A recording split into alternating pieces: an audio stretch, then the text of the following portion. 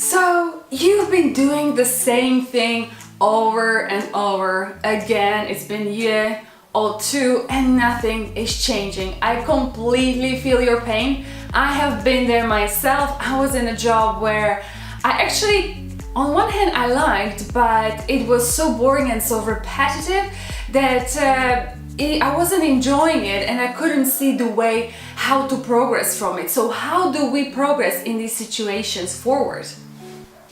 Because you've been doing the same thing over and over again, you should actually know it really inside out.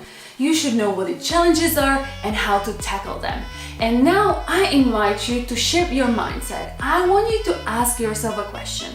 What would it take for me to become an expert in what is it that I'm currently working on?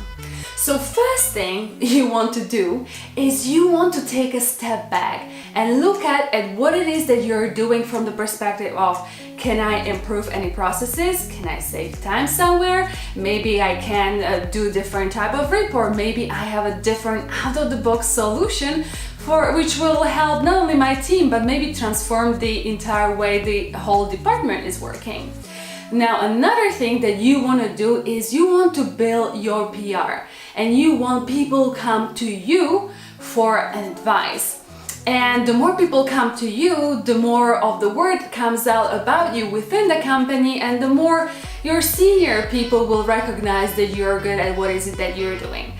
Another thing that you want to be doing is to gain as much knowledge about what is it that you're doing as possible. So for example, you might have been working on television commercials with one voiceover artist, and now you know that those voiceover recordings happen with also multiple voiceover actors, or maybe they're singing or rapping involved. Maybe you even have recordings with animals. So what you want to do, you want to gain and expand your knowledge on those topics.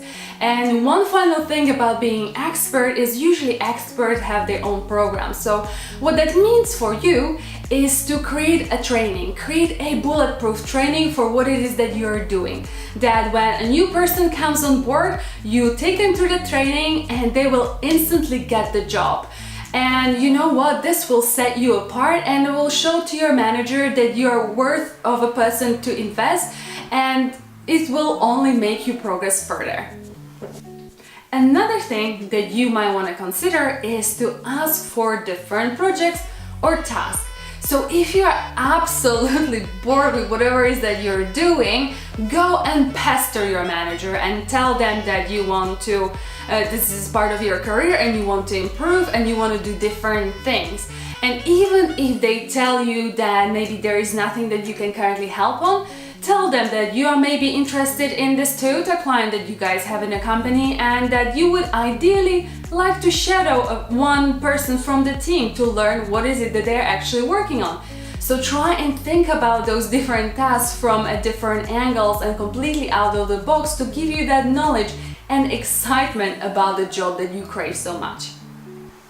Improve your relationship with your manager. And I'm not talking about becoming BFF with them, I'm just talking about getting to know them better. Or maybe you see them, they're in a stress situation, and you can reach out and tell them, hey, is there anything that I can do to help you? And if you do, your manager may be able to give you a task.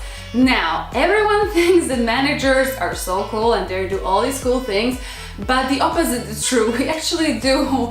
I'm just looking at Aga there, who is just behind the camera, and we actually do a lot of boring things. And what I want to say by that even if your manager is going to give you something that's really boring, it is a thing that they need help with. So maybe you want to do it faster or better than them, or show how else they can think about it. And maybe you get a similar task like that again, and then you get another task, and they might be all boring, but as through those you will prove yourself to your manager that you're worth investing time in and you can do that job well, and they will consider you for other things, and this is how you will be able to move forward.